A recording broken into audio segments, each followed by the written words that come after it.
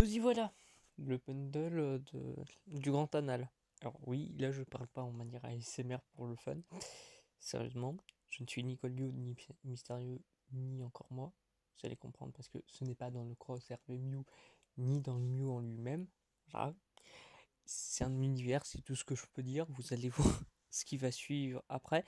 Ça n'a pas de lien avec cet univers. Parce que le Tristan de cet univers morphe bien plus. Et c'est des trucs que vous allez voir dans les semaines qui vont venir. Dans une semaine et 2 semaines après. Si je dis pas de conneries, si j'ai bien géré le truc. Donc là, oui, je suis l'homologue réel de Mystérieux. Je suis mon réel prénom. Ouais, je vais pas le dire, hein, faut pas déconner non plus. Mais voilà en tout cas ce qui vous attend. J'espère en tout cas que ça va vous plaire de tout ce bundle. Et bien sûr, c'est parti. La sacrée fanfic, le grand anal. Épisode 1, une fanfic. Tristan X Jean-Michel Blanquer. Personne ne l'a demandé, mais en fait tout le monde en a besoin. Je crois me souvenir que quelqu'un me l'avait demandé, mais je lui ai fait une version longue. J'essaye de trouver un extrait où la personne me l'avait demandé de son propre chef pour son plaisir personnel. C'était qui? Ah mais oui, c'était Tristan lui-même. Vas-y, écris-moi en direct. La fanfiction du Grand Anal et moi. Écris-le dans le chat, comme ça, en direct. Vas-y, improvise un truc, fais un truc génial. Je compte sur toi, Call Dude. Je sais que tu peux écrire une fanfiction de qualité et que tu as vraiment des qualités d'écrivain. Que tu peux faire le Grand Anal. Je compte sur toi. Je compte sur tes talents d'écrivain. Web-série hors Mew. Tristan X Jean-Michel Blanquer. Le Grand Anal, version longue. Épisode 1. Une envie jouissive. Je vais aujourd'hui vous conter une sacrée histoire au double sens. Non, je ne serai pas Cold en ce 11 novembre avec Five Nights at Freddy's. Aujourd'hui, je vais juste vous parler d'un petit délire, parti trop loin. Un délire au début voulu par le concerné. Je parle d'une fanfic qui a été lue en ASMR. C'est celle qu'aujourd'hui j'ai allongée pour votre plus grand plaisir et celui des concernés. D'ailleurs, qu'en est-il des concernés? Nous aurons ici plus de deux protagonistes. Tristan, le petit gros au fond de la classe, qui, pendant les heures de cours, pense avec émerveillement le deuxième protagoniste. Ce dernier, et sans qu'il n'aurait pas les cours qu'il n'écoute pas, je parle bien évidemment de Jean-Michel Blanquer, incontestable et pas du tout polémique, ministre de l'Éducation nationale, de la jeunesse et des sports. Sinon, je vais donc commencer l'histoire dans le village d'habitation proche du collège Albert Camus de Canfis, où Tristan vit sa vie depuis 17 ans déjà. Il adorait ce collège d'ailleurs, mais là, il est au lycée, donc on va s'en foutre pour cette histoire savourante et de toute beauté. Ainsi, aujourd'hui, on va retrouver notre héros dans sa chambre, en train de chercher des choses coquines dans sa chambre. Incroyable, n'est-ce pas? Pas de chance pour lui, sa mère l'appelle. Il alla donc aller la voir avec du dégoût. En voyant sa mère, il lui montre sa professeure principale qui avait une certaine annonce à lui dire. Le Covid-19 avait bloqué les mails, donc elle lui donnait en main propre sa feuille d'examen pour le grand oral de son baccalauréat. D'ailleurs, il a hâte d'avoir ce diplôme en poche, étant fait par notre ministre préféré très récemment.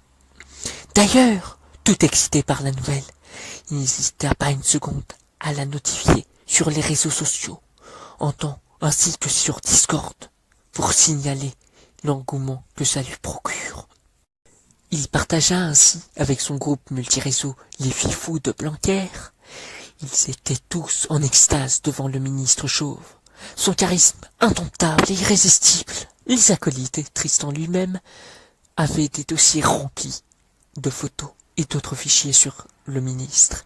Ils avaient même essayé de faire qu'il soit célibataire pour permettre un rapport peut-être plus charnel avec l'homme politique. Sacrée coïncidence, aujourd'hui, ils avaient appris que le monsieur allait visiter des lycées pour voir la gestion de sa réforme du baccalauréat.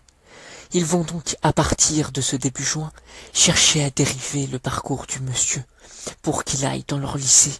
Cependant, il n'était pas prêt quand le ministre l'annonce lui-même qu'il n'ira en aucun cas de celui d'un d'entre eux, car ça ne serait pas assez intéressant pour l'aide, mais surtout car c'est un bon lycée à montrer et à médiatiser. L'ami virtuel de Tristan était en larmes. Il a quitté le groupe. Il n'était plus que 4. Nos 4 derniers fans du vieux monsieur cherchèrent un moyen de faire un parcours idéal à celui-là. Cela permettra à nos dernières âmes pucelles de voir leurs fantasmes réalisés. Ils vont même d'ailleurs s'envoyer des fichiers olé olé pour se déconcentrer mutuellement. Mais surtout pour la blague. Ils avaient tous un même but en espérant à ne pas être un poil de fion. C'est malheureusement que l'un d'entre eux eut le même sort. Quelques jours après le départ du premier ami, c'est son tour. La possibilité de le voir de sa fenêtre vers l'école voisine semble le satisfaire. Il n'a pas quitté le groupe. Pendant les séparations de discussion entre nos différents fans, ils s'amusaient tous, non pas seulement aux jeux vidéo, mais aussi de se permettre de faire couler pas mal d'encre sur leur ministre pédagogique. Ainsi, leur amour était trop bon, même si pour le coup, l'encre de Tristan collait pas mal. Quand il était question d'écrire sur Blanquer, il ressentait les bienfaits de ses pensées, en lisant même le poème fait par les 4 autres pour son anniversaire précédent. Jean-Michel Blanquer, on t'aime tous très fort. C'est si triste que tu sois si proche de la mort, au lieu de l'avoir proche de nous, c'est si dommage. On est allé au bout de la rupture de ton mariage. Il ne faut pas faire cacher à notre non-majorité. Ce n'est pas grave, on est tous là pour l'égalité. On a tous tellement hâte d'avoir ton baccalauréat. Espérer que tu nous le donnes dans tes bras. Il y a tellement de gens qui vous critiquent. Il y a tellement de gens qui en profitent. La dualité contre votre réforme est insignifiante. Nous allons ensemble empêcher ça. On va même laisser Tristan, lui qui vous aime tant que ça. Il espère tellement qu'on lui fait un poème à l'effigie. Pas chiante. Théo, Juliette, Marcus et Louise. Pour Tristan, joyeux anniversaire.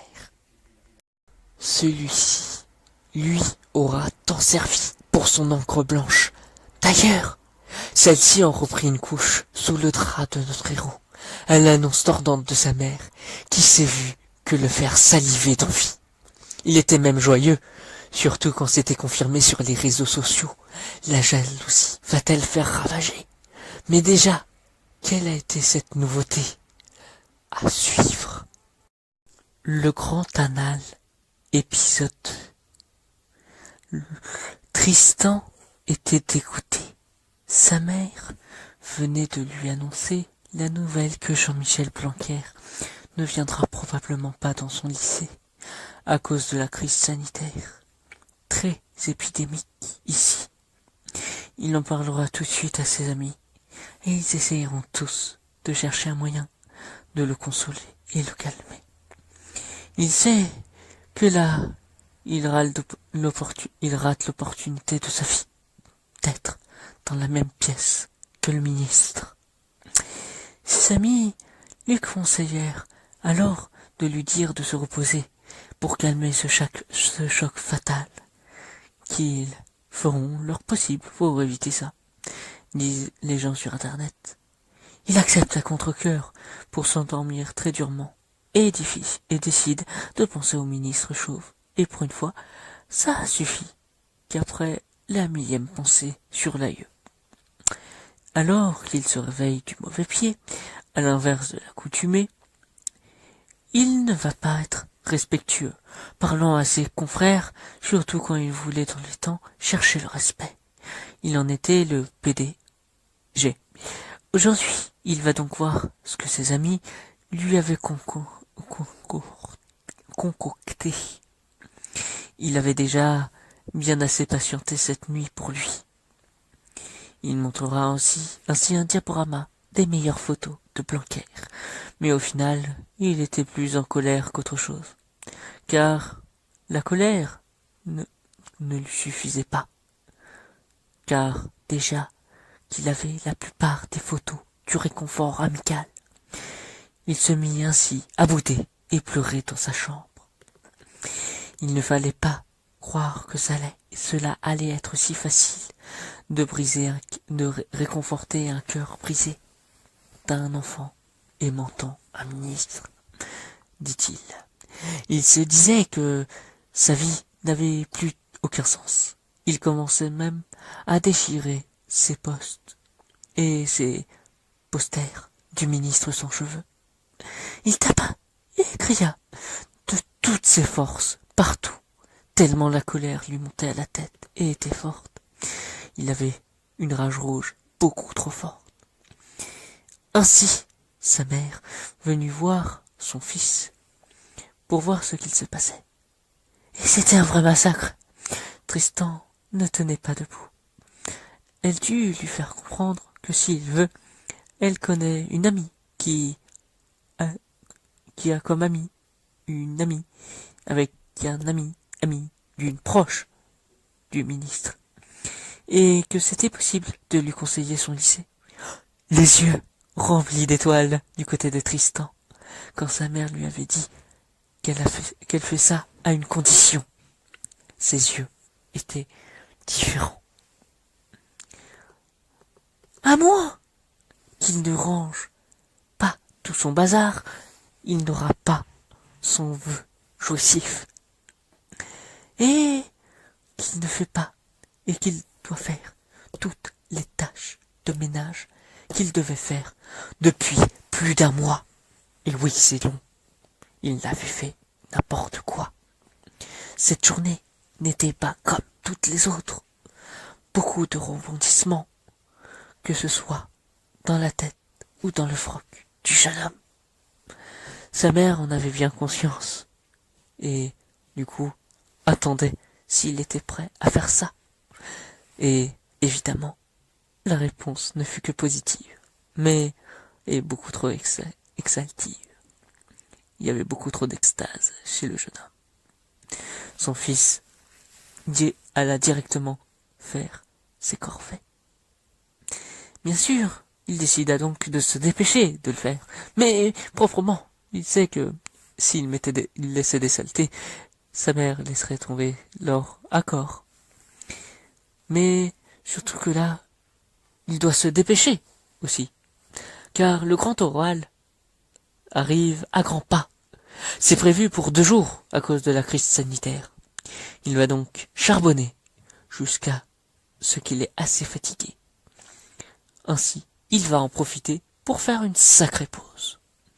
Une pause bien particulière, vu que c'est pour utiliser son stylo, en s'imaginant avec Blanquer, pour le sacré jour. Il utilisera donc son stylo jusqu'à finir avec son Blanco. Il en avait mis partout, encore une fois. Il va, au final, après se remettre à refaire les tâches de ménage, demander à sa mère si elle pouvait enfin le faire. Et, au lieu de répondre, elle lui fit comprendre qu'il le sera demain, s'il est sage. Alors, l'enfant était si impatient de demain, et, ayant une assez grosse estime de lui-même, ayant la grosse tête, il se disait qu'il avait très bien fait ce qui lui avait été demandé en échange. Alors, il envoya directement des messages à ses confrères pour leur faire comprendre que demain, il sera probablement que Blanquer sera dans la juridiction de son lycée. Et ça l'intéresse terriblement et jouissivement. Il était maintenant, c'est évident, mais il était patient sur le fait d'attendre le lendemain. ça a changé depuis son caractère de ce matin. Et en le racontant surtout à son ami, qui était dans le même établissement que notre protagoniste, ils étaient tous deux fiers de ce qu'il a réussi à faire, même s'ils ont encore de la rancœur de sa colère.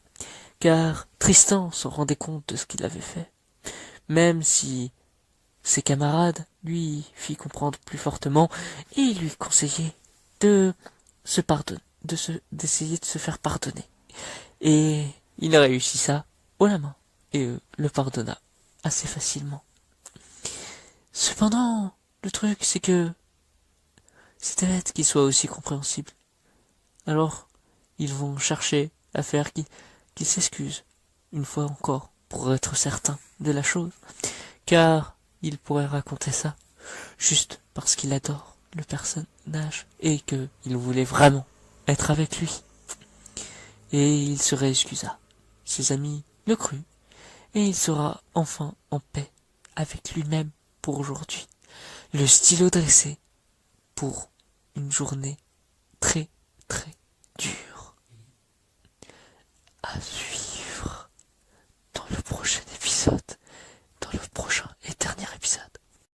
Web série hors Crosshair Femio. Tristan X Jean-Michel Blanquer. Le Grand Anal, version longue. Épisode final, épisode 3. Le jour J, le jour P. Nous sommes à J-1. Le cœur du lycéen n'a jamais autant palpité. Et sa mère lui annonce ainsi enfin la bonne nouvelle de sa journée. Jean-Michel Blanquer tweetera son avis définitif sur l'arrivée dans son lycée. Vu que sa mère lui a bien parlé d'avis définitif, c'est qu'il va directement s'amuser avec son stylo et son Tipex. Malheureusement pour Tristan, il n'aura pas eu le temps de finir cela. Son père lui envoie un message lui disant de le rejoindre dans la voiture quand il passera ce soir, car il a quelque chose à lui dire. Tristan tentera de ne plus penser à ce que son père a à lui dire, vu qu'il était occupé jusqu'au résultat de son travail acharné. Il fut enfin fini. Ainsi, il était tout content avec tous ses proches. Il était même sorti avec Sergent et Robinson pour jouer avec eux, et c'était un plaisir pour tous ses proches. Tristan allait vraiment bien aujourd'hui. Il n'avait jamais été aussi heureux de toute sa vie, pour dire. À se dire que s'il était à la recherche du bonheur au lieu du respect, il l'aurait déjà trouvé depuis une belle lurette, pardon. Il en avait presque oublié que son père lui demandait de venir, jusqu'à ce que celui-ci, énervé, l'appelle, pour lui demander où il est passé. Et il lui donna l'adresse du lieu où il se trouvait, et Sergent et Robinson partirent aussitôt. Ainsi son père, venu énervé, le fit monter vite dans la voiture, et le gronda, après être parti, jouer avec ses amis la veille du grand oral. Surtout quand c'est le ministre de l'Éducation nationale lui-même qui est son jury. Tristan a vu sa réponse. Alors que son père lui fit la morale, le fils lui était presque au septième ciel, aux anges, pardon. Rien qu'à repenser que le ministre Blanquer était son jury, il était tout en extase. Cependant, son père, sachant le passé du ministre, montra à son fils comment mettre une gomme sur son stylo, pour permettre d'effacer en cas de souci avec le chauve. Tristan était tout excité pour demain, et son père le voyait. Il ne tenait pas sur place. Et son père l'emmena à son lycée pour qu'il aille chercher son autorisation pour le lendemain. Et il ne rêvait pas. Sur sa feuille, il était noté que Jean-Michel Blanquer serait son jury. Il a fait un double de la feuille et s'est amusé dessus, à écrire dessus, à mettre du Tipex dessus, jusqu'à vraiment ne plus tenir en place du tout, comme son père l'avait remarqué la veille, enfin il y a quelques heures. Ça faisait si longtemps, vu que il faisait même toutes les tâches de ménage. C'est lui qui avait fait le repas, c'est lui qui avait mis la table, a débarrassé. Un vrai petit ange, quoi. Il essayait aussi, juste après toutes ces tâches, de dormir le plus rapidement possible pour être le lendemain. Et ça, les parents pu avoir leur soirée rien qu'à eux. Quelques heures après, nous y sommes. Nous sommes le 21 juin 2021, le jour J pour Tristan. Il va être face au ministre chauve, face à son fantasme à l'état pur. Il alla dans la salle d'attente pour attendre dans son passage. Devant lui, il y avait un inconnu, et son ami, qui avait les mêmes passions que lui, à un niveau un peu moins élevé. Juste après les discussions mémorables entre les deux, la fille vit que c'était son tour. Quelques instants plus tard, elle revenut en remettant son taille-crayon dans son pantalon qu'elle rehaussa. C'était son moment. C'était le moment de Tristan. Il alla le cœur rempli de bonheur devant Jean-Michel Blanquer. Ce dernier sentit, en regardant l'enfant, un truc, un zing, pour ainsi dire. Et il lui demanda s'il était majeur. Tristan mentit en rétorquant que oui, et ainsi le ministre de la Jeunesse lui demanda de prendre son stylo et son Tipex. Ça allait enfin se produire, après tant de temps d'attente, après tant d'années. Ainsi, les deux hommes utilisèrent chacun leur tour leur stylo, tout en utilisant leur Tipex, selon les rapports de l'autre, par rapport à leur rencontre commune. C'était magique. Les deux semblaient avoir une alchimie si forte que leur Tipex en avait mis partout, plusieurs fois de suite. Les suivants qui attendaient se virent même décaler leurs épreuves au lendemain, tellement cette grande période durait longtemps. Tristan et le ministre avaient tous deux été comblés jusqu'à la moelle par ce grand oral, ou devrais-je dire, ce grand anal. Tristan eut une bonne note. Cependant, le ministre de l'Éducation lui fit comprendre que son stylo était parfois trop pointu, mais qu'il était bien dur comme il fallait ainsi. Aussi, Tristan a eu, pour sa dernière épreuve du baccalauréat, 69 sur 69 à son exercice. Cela lui fit même avoir son bac, son bitacon. Cela lui fit se rappeler de ses E3C. Mais ça, c'est une autre histoire débordante de Tipex. À suivre dans une saison 2. Dites-moi si ça vous intéresse. Oui, oui, même toi, Tristan. Allez, c'est fini. Est-ce que vous vous êtes bien branlé sur sa bande de cochons? Ouais, parce que vous vous êtes amusé sur les Boobs Rival de Tristan, bah là, vous vous êtes vraiment encore plus amusé sur ça. Ne me mentez pas. Je veux même que Tristan m'avoue lui-même que tout ça n'est pas une fiction, que tout ça va arriver et qu'il va vraiment demander à Blanquer. Et qu'aussi, vous voulez une saison 2. Moi, je veux faire chier Tristan. Allez, allez, allez. J'arrête les conneries. Attendez encore quelques jours pour avoir la version longue de tout ça. C'était effectivement l'épisode le plus court, mais c'est le plus intense, comme on dit, hein. Aussi, j'ai fait ça par rapport à la taille de la vidéo.